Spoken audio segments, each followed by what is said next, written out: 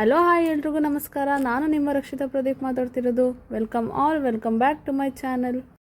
ಇವತ್ತು ನಾವು ಎಲ್ಲಿಗೆ ಬಂದಿದ್ದೀವಪ್ಪ ಅಂತ ಅಂದರೆ ನಮ್ಮೂರ ಹತ್ರ ಇರೋ ರಾಮನಾಥಪುರ ದೇವಸ್ಥಾನಕ್ಕೆ ಬಂದಿದ್ದೀವಿ. ಈ ದೇವಸ್ಥಾನದ್ದು ಸ್ಟೋರಿ ಎಲ್ಲ ನಿಮಗೆ ತಿಳಿಸ್ಕೊಡ್ತೀನಿ ಬನ್ನಿ.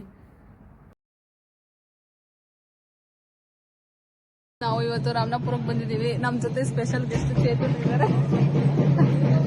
ಏನು ಅನಿಸುತ್ತೆ ನಿಮಗೆ ಮಾತಾಡಿ?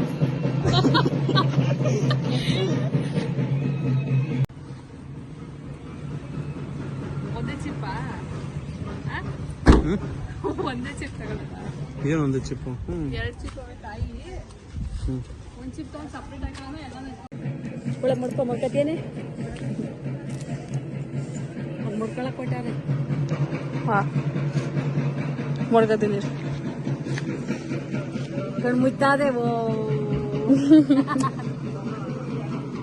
ಬನ್ನಿ ಬೇಗ.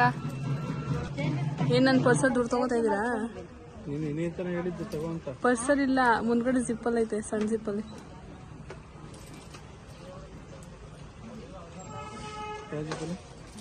ಮುಂದ್ಗಡೆ ಸಣ್ಣ ಜಿಪ್ಪಲ್.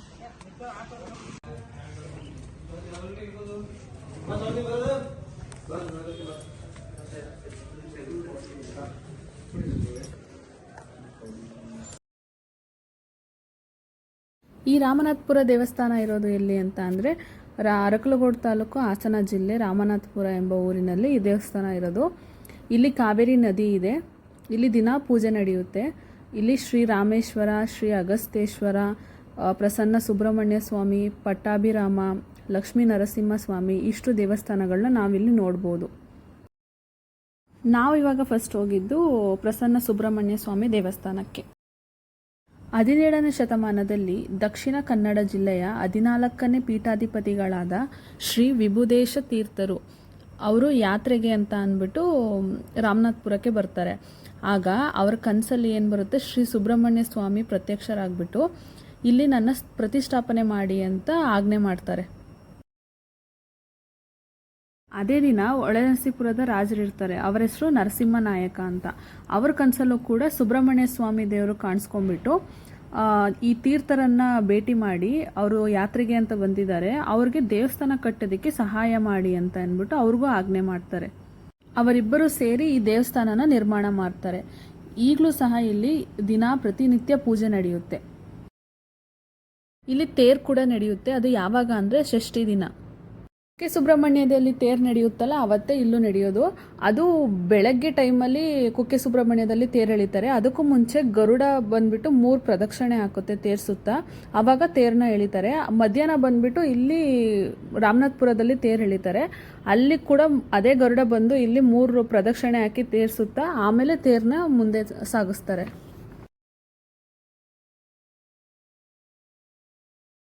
ಇದು ಶ್ರೀ ಪ್ರಸನ್ನ ಸುಬ್ರಹ್ಮಣ್ಯ ಸ್ವಾಮಿ ದೇವಸ್ಥಾನದ್ದು ಕತೆ.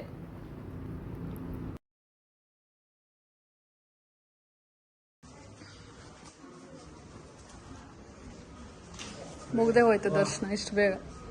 ಸುಮ್ಮನೆ ಅರ್ಜೆಂಟ್ ಮಾಡಿ.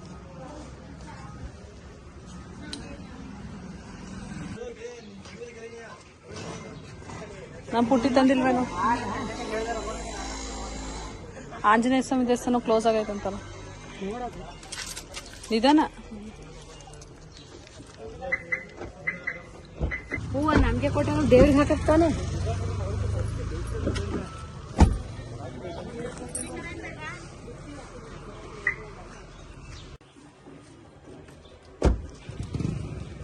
ಈಗ ಎಲ್ಲಿಗೆ ಹೋಗ್ತಿರೋದು? ಆಂಜನೇಯ ಸ್ವಾಮಿ ದೇವಸ್ಥಾನ ಬಾಕ್ಲಾಕೈತೆ ಅಂತ ಅಂದ್ರೆ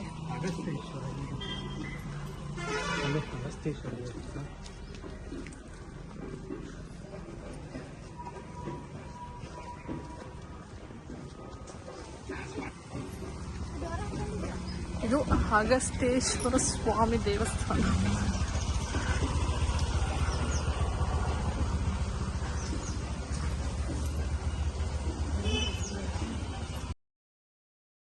ಈಗ ನಾವು ಬಂದಿರೋ ದೇವಸ್ಥಾನ ಯಾವುದು ಅಂತ ಅಂದರೆ ಅಗಸ್ತೇಶ್ವರ ಸ್ವಾಮಿ ದೇವಸ್ಥಾನ. ಅಗಸ್ತ್ಯ ಮುನಿಗಳು ಕಮಂಡಲದಲ್ಲಿ ಇಟ್ಕೊಂಡಿದ್ದ ನೀರು ಚೆಲ್ಲಿ ಹರಿದಾಗ ಅದು ಕಾವೇರಿ ನದಿಯಾಗಿ ಉಗಮವಾಗ್ತದೆ. ಅದನ್ನೇ ನಾವು ಈ ದೇವಸ್ಥಾನ ಪಕ್ಕದಲ್ಲಿ ಇರೋ ಅಂಥದನ್ನ ಹೊಳೆನ ನಾನು ನೋಡ್ಬೋದು. ಆ ಹೊಳೆ ಬದಿಯಲ್ಲಿ ತುಂಬ ಶಿವಲಿಂಗಗಳನ್ನು ನಾವು ನೋಡ್ಬೋದು. ಆ ಶಿವಲಿಂಗಗಳನ್ನು ಯಾರು ಸ್ಥಾಪನೆ ಮಾಡಿರೋದು ಅಂತ ಅಂದರೆ ಇದೇ ಅಗಸ್ತ್ಯ ಮುನಿಗಳೇ ಸ್ಥಾಪನೆ ಮಾಡಿರೋದು. ನಾವು ಈಗ ದೇವಸ್ಥಾನದೊಳಗಡೆ ನೋಡ್ತಾ ಇರೋ ಒಂದು ದೇವ್ರನ್ನ ಕೂಡ ಸಹ ಅಂದರೆ ಆ ಅಗಸ್ತೇಶ್ವರ ಸ್ವಾಮಿನೂ ಸಹ ಆ ಅಗಸ್ತೇಶ್ವರ ಮುನಿಗಳೇ ಸ್ಥಾಪನೆ ಮಾಡಿರೋದು. ಅದಕ್ಕೋಸ್ಕರ ಅದಕ್ಕೆ ಅಗಸ್ತೇಶ್ವರ ಸ್ವಾಮಿ ಅಂತ ಹೆಸರಿರೋದು.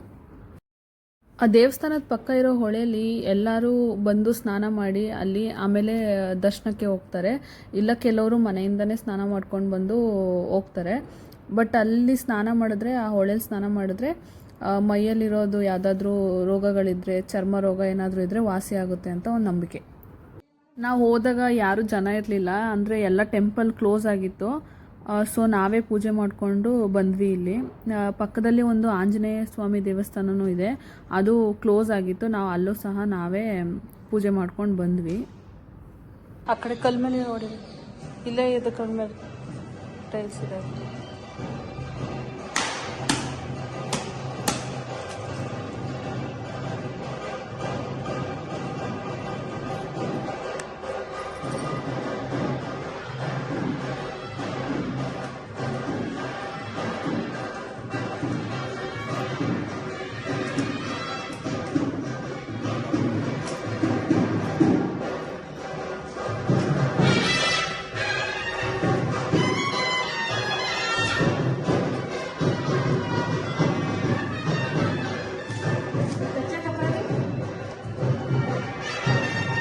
ಎಲ್ಲೂ ದೀಪ ಅನಿಸಿಲ್ಲ.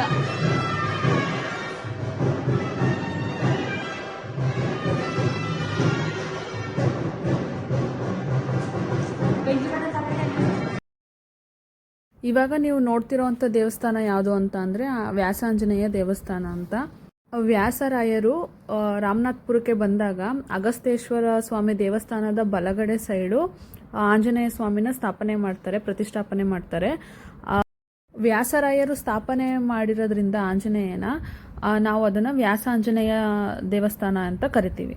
ದೇವಸ್ಥಾನದ ಪಕ್ಕದಲ್ಲಿ ಕಾಣಿಸ್ತಾ ಇರೋದೇ ನಿಮಗೆ ರಾಮನಾಥ್ಪುರದ ಹೊಳೆ. ಅಲ್ಲೇ ಜನಗಳು ಬಂದು ಸ್ನಾನ ಮಾಡೋದು. ಹೋದಾಗ ನೀರು ಕಮ್ಮಿ ಇತ್ತು. ಅಲ್ಲೊಂದು ಗೋಗೋಲ್ ಅಂತ ಇದೆ, ಅದು ನಿಮಗೆ ಫೋಟೋ ಹಾಕ್ತೀನಿ, ನೋಡ್ಕೊಂಡು ಬನ್ನಿ. ಅದ್ರದ್ದು ಸ್ಟೋರಿ ನಾನು ನಿಮಗೆ ಹೇಳ್ತೀನಿ. ಸಮುದ್ರ ಮಂಥನದ ಟೈಮಲ್ಲಿ ಬಂದಿದ್ದ ಅಮೃತನ ದೇವತೆಗಳು ಕುಡಿದ್ಬಿಟ್ಟು ರಾಕ್ಷಸರನ್ನ ಸಂಹಾರ ಮಾಡೋದಕ್ಕೆ ಅಂತ ಯುದ್ಧ ಮಾಡೋದಕ್ಕೆ ಹೋಗ್ತಾರೆ. ಆಗ ರಾಕ್ಷಸರೆಲ್ಲರೂ ಏನು ಮಾಡ್ತಾರೆ, ಅವ್ರ ಗುರುಗಳಾದಂಥ ಶುಕ್ರಾಚಾರ್ಯರ ಹತ್ರ ಹೋಗಿ ಅವ್ರನ್ನ ಕಾಪಾಡೋದಕ್ಕೆ ಹೇಳ್ತಾರೆ. ಆಗ ಶುಕ್ರಾಚಾರ್ಯರು ಸತ್ತೋಗಿರೋ ರಾಕ್ಷಸರನ್ನೆಲ್ಲ ಬದುಕ್ಸೋದಕ್ಕೆ ಮೃತ ಸಂಜೀವಿನಿ ಅಂತ ಒಂದು ಮಂತ್ರ ಇದೆ, ಅದನ್ನು ಕಲಿಯೋದಕ್ಕೆ ಅಂದ್ಬಿಟ್ಟು ರಾಮನಾಥ್ಪುರಕ್ಕೆ ಬರ್ತಾರೆ. ಆವಾಗ ಈ ವಿಷಯ ತಿಳಿದ ಇಂದ್ರದೇವ ಏನು ಮಾಡ್ತಾರೆ, ಈ ಮಂತ್ರ ಅವ್ರಿಗೆ ಸಿದ್ಧಿಸಬಾರ್ದು ಅಂತ ಅಂದ್ಬಿಟ್ಟು ಅವ್ರೇನು ಮಾಡ್ತಾರೆ, ಇಂದ್ರಲೋಕದಿಂದ ಇಂದ್ರದೇವ, ಊರ್ವಶಿ ಮತ್ತು ರತಿಮನ್ಮಥ ಮತ್ತು ಕಾಮಧೇನು ಇವರೆಲ್ಲರನ್ನೂ ಅಡ್ಡಿ ಮಾಡೋದಕ್ಕೆ ಅಂತ ಕಳಿಸ್ತಾರೆ. ಇವರೆಲ್ಲರೂ ಸೇರಿ ಅವ್ರ ತಪಸ್ಸನ್ನು ಹಾಳು ಮಾಡ್ತಾರೆ. ಇವ್ರ ತಪಸ್ಸನ್ನು ಹಾಳು ಮಾಡಿದ್ದ ಸಿಟ್ಟಿಗೆ ಶುಕ್ರಾಚಾರ್ಯರು ಕಾಮಧೇನುಗೆ ಒಂದು ಶಾಪ ಕೊಡ್ತಾರೆ. ಇಲ್ಲೇ ಶಿಲೆಯಾಗಿ ಹೋಗು, ಅಂದರೆ ಇಲ್ಲೇ ಕಲ್ಲಾಗಿ ಹೋಗು ಅಂತ ಅಂದ್ಬಿಟ್ಟು ಶಾಪ ಕೊಡ್ತಾರೆ. ಆ ಶಾಪ ತಗೊಂಡಿರೋವಂಥ ಕಾಮಧೇನುನೇ ನಾವಿವತ್ತು ನೋಡ್ತಾ ಇರೋವಂಥ ಗೌಗೋಲು ಇಲ್ಲ ಗೋಗಲ್ಲು. ಪ್ರಭು ಶ್ರೀರಾಮಚಂದ್ರರು ರಾಮನಾಥ್ಪುರಕ್ಕೆ ಬಂದಾಗ ಈ ಶಾಪದಿಂದ ಒಳಗೊಂಡಿರೋ ಈ ಕಾಮಧೇನುನ ಶಾಪ ವಿಮೋಚನೆ ಮಾಡಿದ್ದಾರೆ ಅಂತ ಒಂದು ಮಾತಿದೆ. ಜನಗಳು ಈ ಗೋಗೋಲ್ ಒಳಗಡೆ ಅಂದರೆ ಮುಂಭಾಗದಿಂದ ಮುಳುಗಿ ಹಿಂಭಾಗದಿಂದ ಎದ್ದು ಬರ್ತಾರೆ. ಆ ಥರ ಮುಂಭಾಗದಿಂದ ಮುಳುಗಿ ಹಿಂಭಾಗದಿಂದ ಎದ್ದು ಬರೋದ್ರಿಂದ ಜನಗಳ ಪಾಪ ಇಲ್ಲ ಕರ್ಮ ಏನಾದರೂ ಒಂದು ವಿಮೋಚನೆ ಆಗುತ್ತೆ ಅನ್ನೋದೊಂದು ನಂಬಿಕೆ ಇದೆ ಇಲ್ಲಿ.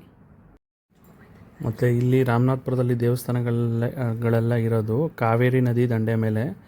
ಸೊ ಹಂಗಾಗಿ ಕಾವೇರಿ ನದಿಯಲ್ಲಿ ತುಂಬ ಸುತ್ತಮುತ್ತ ಹಳ್ಳಿಗಳಲ್ಲೆಲ್ಲ ದೇವ್ರು ಓಡಿಸೋದು, ಕಳಸ ತರೋದು ಮತ್ತು ಹೊಸದಾಗಿ ದೇವರು ಜೀರ್ಣೋದ್ಧಾರ ಮಾಡಬೇಕಾದ್ರೆ ಇಲ್ಲಿ ಬಂದು ವಿಗ್ರಹನ ತೊಳ್ಕೊಂಡೋಗಿ ಅಲ್ಲಿ ಪ್ರತಿಷ್ಠಾಪನೆ ಮಾಡಿ ಕಳಸದ ನೀರನ್ನ ಅಭಿಷೇಕ ಮಾಡ್ತಾರೆ.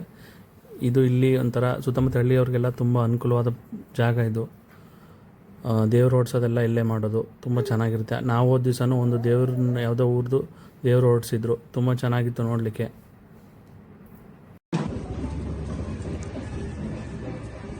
ಮಾತಾಡಿ. ಇವಾಗ ಸುಬ್ರಹ್ಮಣ್ಯ ಸ್ವಾಮಿ, ಅಗಸ್ತೇಶ್ವರ, ಆಂಜನೇಯ ಸ್ವಾಮಿ ಎಲ್ಲ ಮುಗೀತು. ಈಗ ರಾಮೇಶ್ವರ ದೇವಸ್ಥಾನ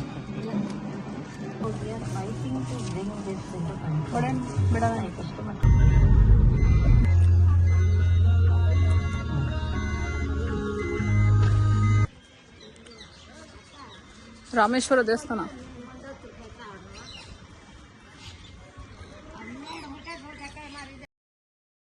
ಇವಾಗ ನಾವು ಬಂದಿರೋ ದೇವಸ್ಥಾನ ಯಾವುದು ಅಂದರೆ ಶ್ರೀರಾಮೇಶ್ವರ ದೇವಸ್ಥಾನ. ರಾವಣನ ಸಂಹಾರ ಮಾಡಿದ ಮೇಲೆ ರಾಮನಿಗೆ ಬ್ರಹ್ಮಹತ್ಯೆ ದೋಷ ಬರುತ್ತೆ. ಅದಕ್ಕೋಸ್ಕರ ಇಡೀ ಕುಟುಂಬನ ಕರ್ಕೊಂಡು ಪುಷ್ಪಕ ವಿಮಾನದಲ್ಲಿ ರಾಮನಾಥ್ಪುರಕ್ಕೆ ಬರ್ತಾರೆ. ಆವಾಗ ಬಂದಾಗ ಅಗಸ್ತ್ಯ ಮುನಿಗಳು ಸಿಗ್ತಾರೆ ರಾಮನಿಗೆ. ಆವಾಗ ಅಗಸ್ತ್ಯ ಮುನಿಗಳು ಹೇಳ್ತಾರೆ ರಾಮನಿಗೆ ಇಲ್ಲೊಂದು ಉದ್ಭವಲಿಂಗ ಇದೆ ಅಂತ ಅಂದ್ಬಿಟ್ಟು. ರಾಮ ಉದ್ಭವಲಿಂಗನಿಗೆ ಪೂಜೆ ಮಾಡೋದ್ರಿಂದ ಅವ್ರದ್ದು ಬ್ರಹ್ಮಹತ್ಯೆ ದೋಷ ನಿವಾರಣೆ ಆಗುತ್ತೆ. ಆ ಶಿವಲಿಂಗನ ರಾಮ ಪೂಜೆ ಮಾಡೋದ್ರಿಂದ ಅದಕ್ಕೆ ರಾಮೇಶ್ವರ ಲಿಂಗ ಅಂದರೆ ರಾಮೇಶ್ವರ ಅಂತ ಹೆಸರು ಬರುತ್ತೆ. ಮೊದಲು ರಾಮನಾಥ್ಪುರದ ಹಳೆ ಹೆಸರು ವಾಸವಿಪುರ ಅಂತ ಅಂದ್ಬಿಟ್ಟು ರಾಮ ಬಂದು ಹೋದಾಗಿಂದ ಅಂದರೆ ಅವರ ಪಾದಸ್ಪರ್ಶ ಆದಾಗಿಂದ ವಾಸವಿಪುರ ಇಂದ ರಾಮನಾಥ್ಪುರ ಅಂತ ಹೆಸರು ಬಂದಿದೆ. ಇದೇ ದೇವಸ್ಥಾನದ ಪಕ್ಕದಲ್ಲಿ ಕಾವೇರಿ ನದಿಯ ಇನ್ನೊಂದು ತೀರ ಇದೆ. ಆ ತೀರದಲ್ಲಿ ಲೈಕ್ ಮೀನುಗಳು ತುಂಬ ಇರ್ತವೆ. ಅದು ಎಲ್ಲ ದೇವ್ರ ಮೀನುಗಳು ಅಂತದೆ. ಕೈಗೆಲ್ಲ ಸಿಗ್ತವೆ, ಬಟ್ ಯಾರೂ ಹಿಡಿಯೋಕ್ಕೆ ಹೋಗಲ್ಲ. ಯಾಕೆಂದರೆ ಅದು ದೇವ್ರ ಮೀನುಗಳು ಯಾರೂ ಹಿಡಿಯೋಂಗಿಲ್ಲ. ಮತ್ತು ಇಲ್ಲಿ ಎಲ್ಲ ಜಾತ್ರೆ ನಡೆಯುತ್ತೆ 1 ತಿಂಗಳು, ಷಷ್ಠಿ ಜಾತ್ರೆ ಅಂತ. ಮತ್ತು ಬೇರೆ ಟೈಮಲ್ಲೆಲ್ಲ ದೇವಸ್ಥಾನಕ್ಕೆ ಬಂದವರೆಲ್ಲ ಅಲ್ಲಿ ಹೋಗಿ ಕಡಲೆಕಾಯಿ, ಜೋಳದ ಪುರಿ ಎಲ್ಲ ಹಾಕಿ ಮೀನುಗಳಿಗೆ ಎಲ್ಲ ಆಟ ಆಡಿ ನೋಡಿ ಖುಷಿಯಾಗಿ ಮತ್ತೆ ಬರ್ತಾರೆ. ಈ ದೇವಸ್ಥಾನದ ಬಗ್ಗೆ ಇನ್ಫಾರ್ಮೇಷನ್ನು ಮತ್ತು ಈ ದೇವಸ್ಥಾನದ ವೀಡಿಯೋಗಳು ನಿಮಗೆ ಇಷ್ಟ ಆಗಿದರೆ ಲೈಕ್ ಮಾಡಿ, ಫಾಲೋ ಮಾಡಿ, ಸಬ್ಸ್ಕ್ರೈಬ್ ಮಾಡಿಲ್ಲ ಅಂದರೆ ಸಬ್ಸ್ಕ್ರೈಬ್ ಮಾಡಿ. ಮುಂದಿನ ವೀಡಿಯೋದಲ್ಲಿ ಸಿಗೋಣ. ಟಾಟಾ, ಬಾಯ್ ಬಾಯ್, ಟೇಕ್ ಕೇರ್. ಜೈ ಭುವನೇಶ್ವರಿ.